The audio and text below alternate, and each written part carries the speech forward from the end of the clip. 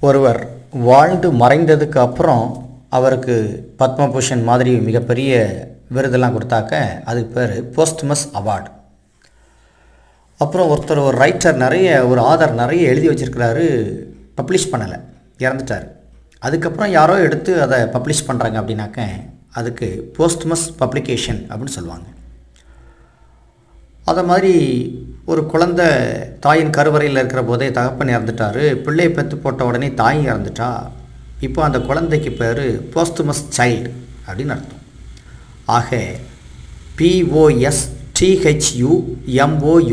போஸ்ட்மஸ் அப்படின்னு இங்கிலீஷில் ஒரு வேர்டு இருக்குது.